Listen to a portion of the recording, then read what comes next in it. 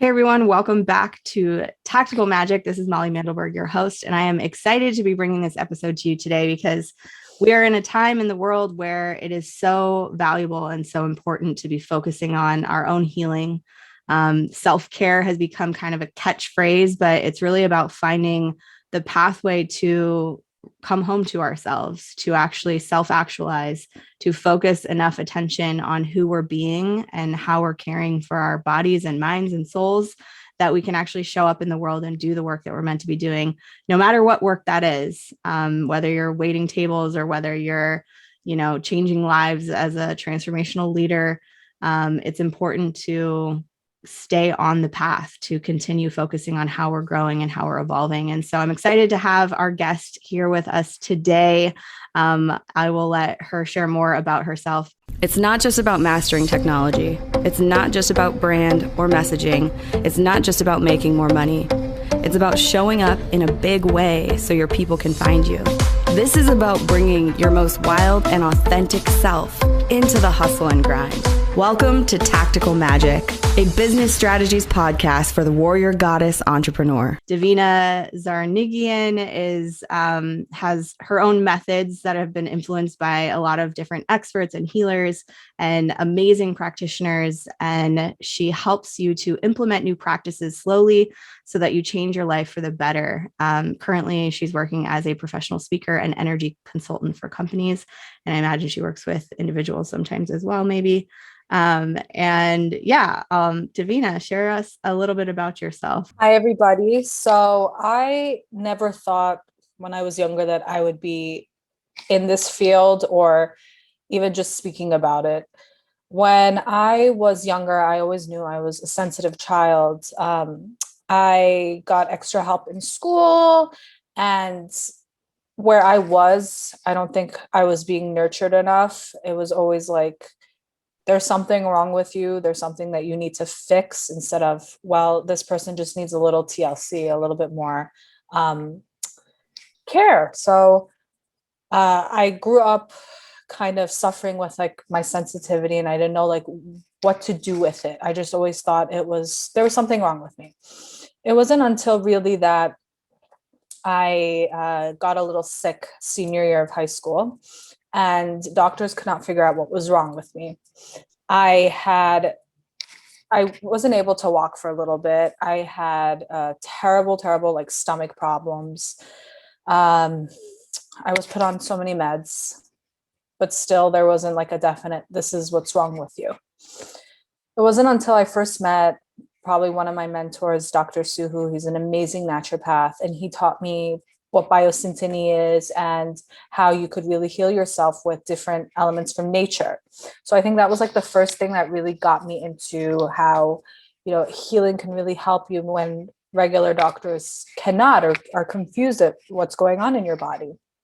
So I implemented his diet and I became a student of biosyntony. And that's where I just wanted to learn more and more. And I had a friend a few years later who told me about this amazing healer from Israel. She was this Jewish Orthodox woman who would be flown out to New York and other states in the US to help people suffering from cancer, different illnesses where people couldn't get help for. And that was like the first time I was introduced to a medical intuitive, because when I sat on her table after I did the crystal therapy that she taught me, that was my first introduction to crystals as well. She knew where I had specific pains, and I didn't tell her anything. She just scanned my body, and at the time I had a terrible pain in my right ankle on the top mainly. It was so strange. I don't remember hitting it anywhere. And she scanned the ankle and she goes, "What's going on with you and your father right now?" And at the time, my father and I, we were arguing whether or not I should join the family business. I wanted to be a part of it. He said no, yada, yada. I was upset with him. I was very angry with him. And she sensed that. And that's when I learned that our feelings and our emotions can get trapped in different parts of our body and come out as pain. So after that, after she worked on me, I said, I'm going to become a Reiki healer and I have to do what she's doing. Whatever it takes, I'm going to do it. And that's how I got introduced to Reiki. And it just grew from there. That's amazing. And I love how your personal journey led you to the set of tools that you wanted to be doing. I had a very similar experience to that, where I had a hypnosis session that was so powerful and changed my life that I felt like I have to be able to know how to do that for people. Mm-hmm. I have Yeah. to be able to be someone who can facilitate that, because I literally felt like this woman had saved my life. And that if that was a skill one could learn, that I now knew that I had to learn it. And that was enough encouragement for me to start walking that path and getting curious about, how do I do that? How do I become that? And Exactly. I think that's true for a lot of people. I know a friend of mine who's a renowned nurse and Mm-hmm. so successful in her field. And she became a nurse because a nurse saved her life when she had a terrible Amazing. peanut I love allergy. that. Yeah. Wow. So, and I want to just highlight that for people who maybe didn't have a severe illness or some life-changing experience like that, there may still be some pathway that's pulling you forward, something that's tapping you on the shoulder saying, hey, it's time to look at this. It's time to look Yeah. at where this part of your life is ready for a change, it's ready for a shift. And it could be that through the support of a healer or a guide or some sort of a mentor, Yeah. that you could find an entirely new trajectory to your life just by looking at what in your life needs to change right now. And that's a really powerful Well said. Well pathway to said. walk. Yeah. Love that. Yes. Yeah, totally. So tell us a little bit about how you work with your clients now. What are some of the things that people come to you with, and how do you support them? So I think with COVID for me, I'm going to look at it as a blessing for multiple reasons. But for my business, I was able to really be one on one with people. Even a lot of people don't believe in distant Reiki healing. I give you a great deal for the first time that you have no choice but to try it. And you keep coming back and you see that it works. And it's very similar to being in person. So when I was doing in person healings before COVID, I had to be very, very careful with how many people I was taking on, because energy healing can be very, very draining at times, even if you're protecting yourself, if you're doing everything. But if you have another job and you're working on people and trying to maintain a social life, trying to maintain like a love life, it's a lot. It's very, very draining.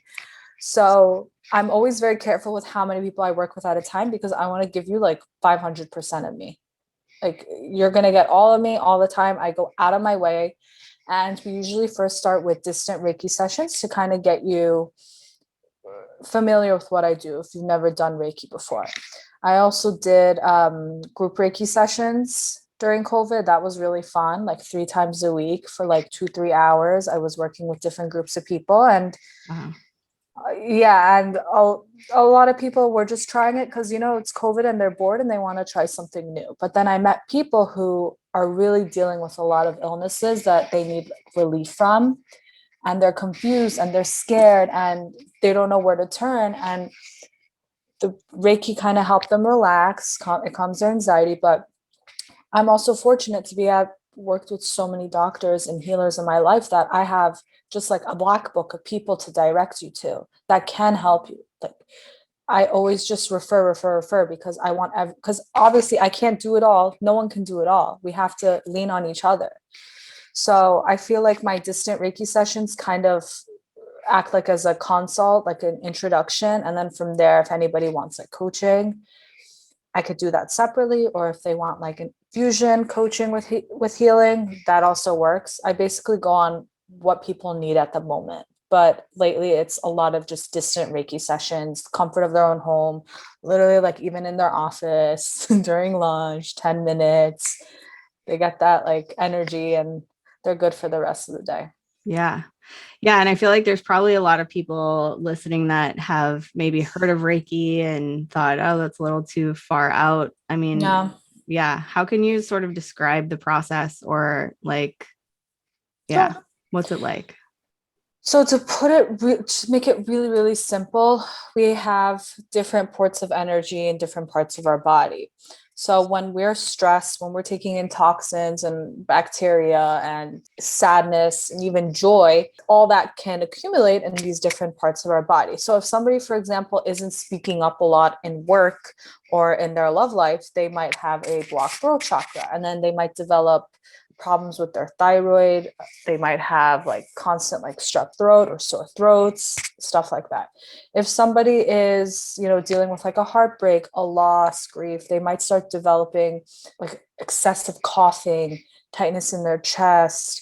They might start using an inhaler and they never used it before. That's like an imbalance in the heart chakra. If somebody is, for example, myself included, sometimes this is how I know I'm not grounding myself enough. If you're like tripping a lot, if you're dropping things, it means you're not grounded. So you have to learn to ground and eat very like nourishing, warm foods that kind of nourish that root chakra.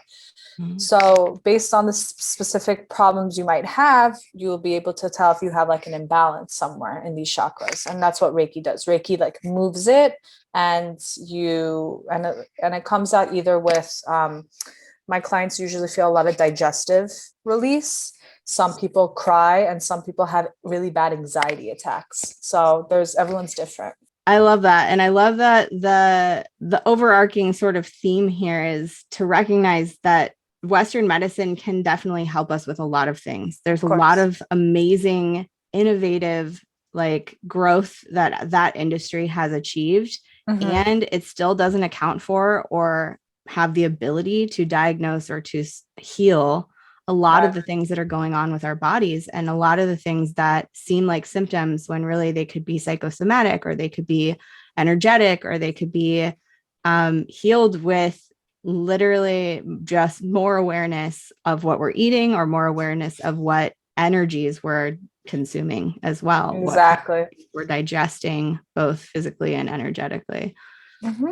Yeah. So it's really important, I think, for people to recognize like because not all of us are dealing with unknown symptoms or things like that. But a lot of us, I think, are walking through life where they say there's a sound that's going on constantly since the moment we're born. And since it's been going on since the moment we're born, we call it silence, because it is the tone that's underlying everything else. And it's almost like what this conversation is bringing up for me is, where have we allowed something to become so normal for us that it is just the undercurrent tone of our lives, and where we're not giving it the attention it needs, that it could actually be lighter or healthier or more joyful or easy or abundant to be in our bodies, to be living our lives, to be walking through the relationships and the tasks that we have to be accomplishing from a place of more ease and more flow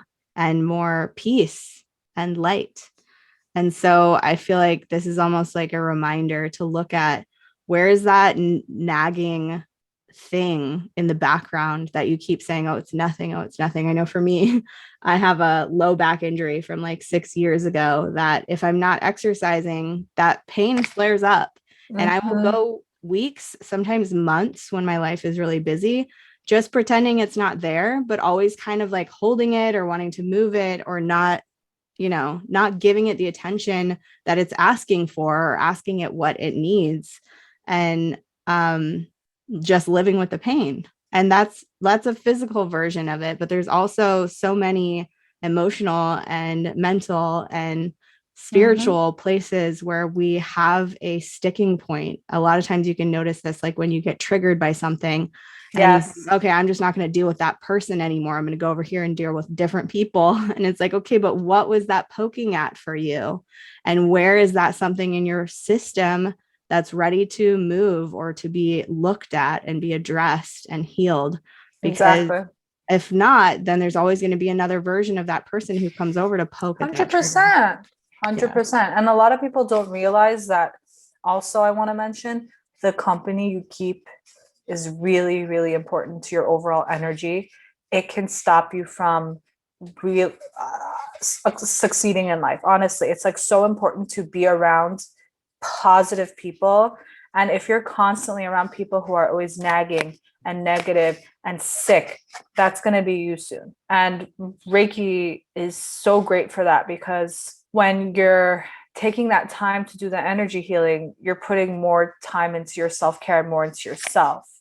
And then when you're putting more time in yourself and building who you are, building yourself, you're not going to want to feel like you need to entertain those kinds of people, because usually we entertain those kinds of people because we think to ourselves, you know what, this is like, she's in front of me, like I can't really, it's comfortable, I've known her a long time, like I probably don't deserve better friendships. Like subconsciously you're telling yourself that. But when you actually have like a energy healing practice, just the way you build your self-love, it's like amazing, and it just grows and grows and grows the more you take care of yourself. And the more you're into Reiki, the more you're going to want to go into like another healing modality and maybe like eat better. Because whenever I'm like constantly working on people, like I'm wanting like vegetables, fruits, like really, really healthy things all the time. Like I'm not gonna aim for, that burger once in a while that I want, even though people are like, is that good for you? I'm like, sometimes like I crave it, and I'm not gonna hate myself for wanting a burger once every month. Mm-hmm.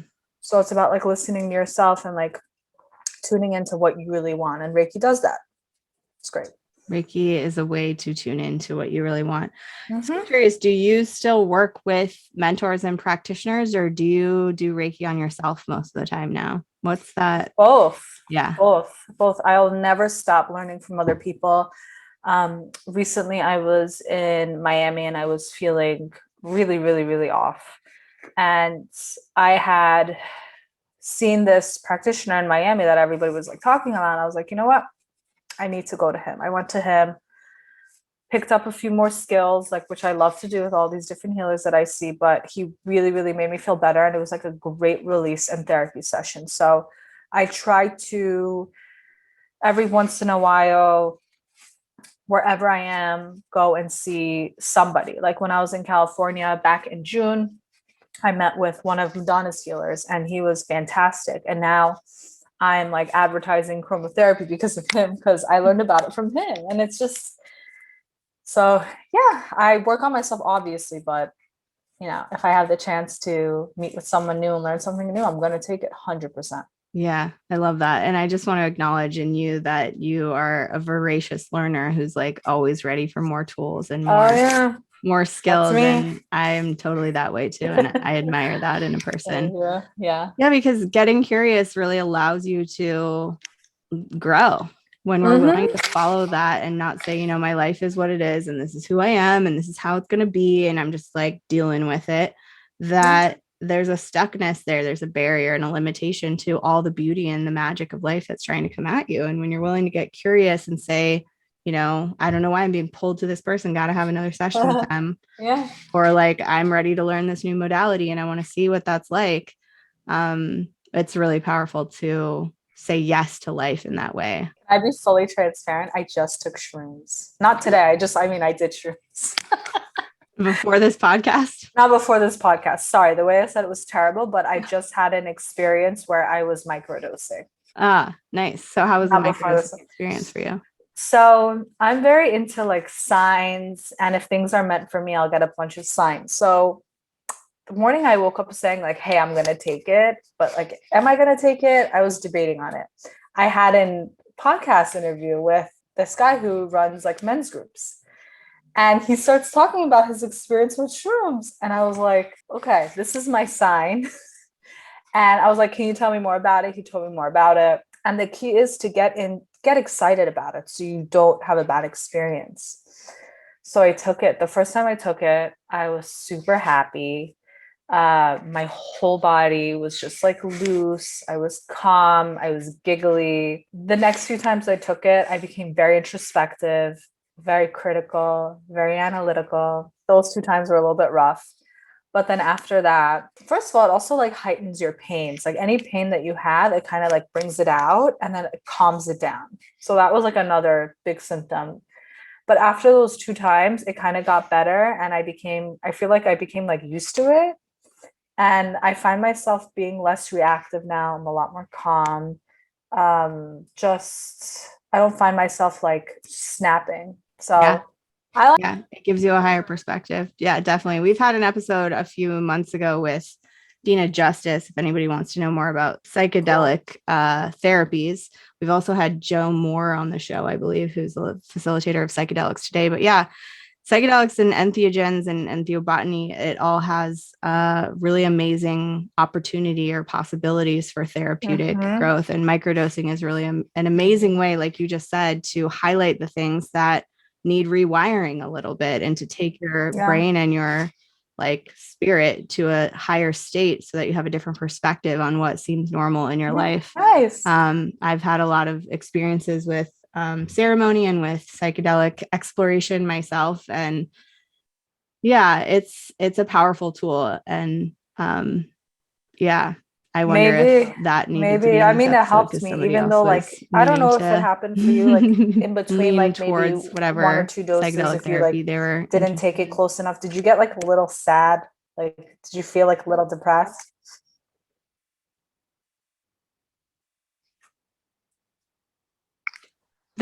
I think what comes up with psychedelics is exactly what's supposed to come up.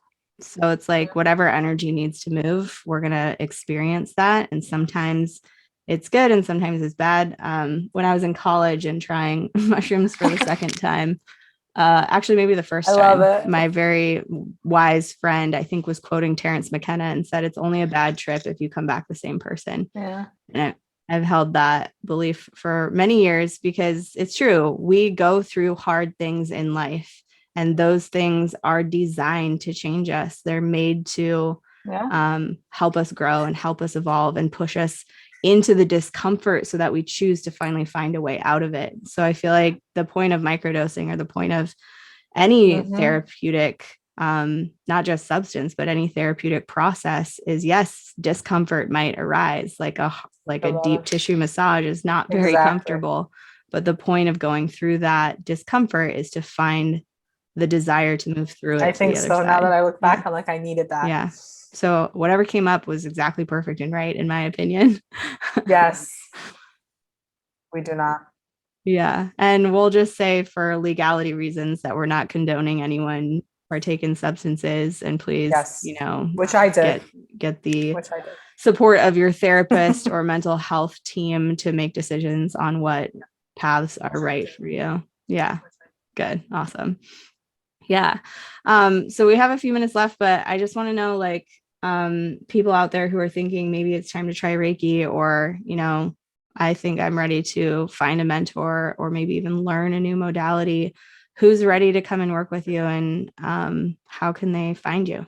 Sure. So I feel like first you should check out my podcast, Divine Healing by D. I have so many episodes based on like medical intuition, more about me, just to make you more comfortable, to see if you'd like to book a session. And you can reach me at divinehealingbyd@gmail.com or on Instagram at divinehealingbyd. Awesome. So everybody pull out your phone. You're maybe already listening to this on your phone. Open up Instagram and find Divine Healing by D. And I like to ask this question at the end of every episode, but what last words would you like to leave people with today? I feel like if I only give someone one piece of advice forever that I think could really fix everything going on, is just be comfortable with being yourself and don't let anybody ever tell you what you should or should not be, because anything's really possible if you believe in yourself. So, yeah. Yes. And be who you are. Be who you are. And do the work to figure out who you are and get out of the way of believing in that person. Yeah. Exactly. Yeah. Thanks for tuning in to Tactical Magic. So much to find out more, please visit our website. So glad I was on. Yeah, be sure to take a second and subscribe to the show and come back next week for anyone out there for another edition more about Tactical Magic and Wild Hearts Raise Up at wildheartsraiseup.com/podcast. And yeah, there's some really fun things coming up soon. So be sure to head over there and check it out. Magnetic Influencer Collective is back on sale right now. If you haven't joined that program yet, it's going to be a really wonderful 6 months, and that's coming up soon. And whatever happens, keep asking big questions and taking bold action, because you are here for a reason. Bye.